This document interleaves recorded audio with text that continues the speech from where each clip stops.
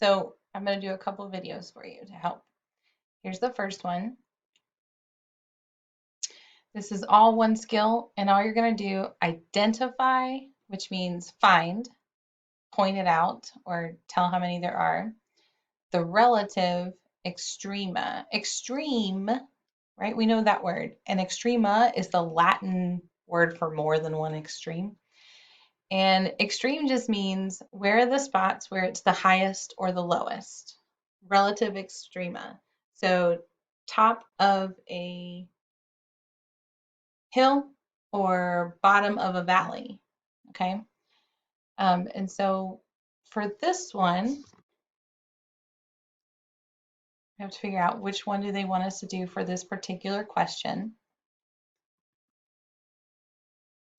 And they're asking about how many points represent a relative extreme value. So they're talking about both the highs and the lows, okay? The top of a hill or the bottom of a valley. They're talking about how many spots do that, okay?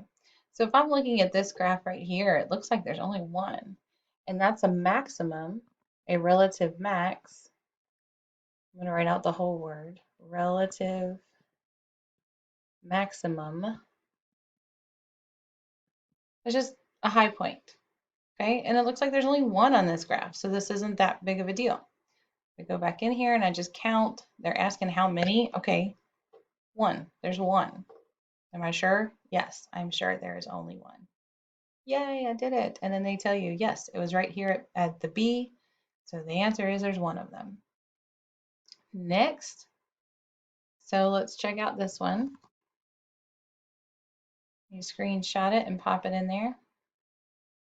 This time they're asking about relative minimum. So that would be the bottom of a hill, right? If you're going down and then you go back up, it's that spot where it changes directions. So it looks like we've got one here and one here. Those are both relative minimums. So I'm going to write min, right? Min and max. And then up here, this is a maximum. It's the top of a hill, but they didn't ask for that. They only asked for these in this question. So, I got two. So I go back to here and they say how many? Well, there's two. Am I sure? Yep. Boom. Relative maximum this time. Is there a high point on this graph? Nah. So none. There are no maximum points on there. There's no high points. Next. How many points represent a relative maximum?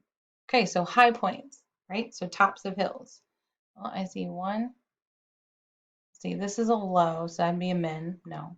Max, one. Min, no. Max, two. Min goes down forever. So there are two relative maximums, and that's up here at point D and point G. Yep. Next. Relative maximum. So again, we're looking for high points, tops of hills. So this almost looks like one, but it looks like it goes up and then is flat and then it goes up. So it's not really top of a hill.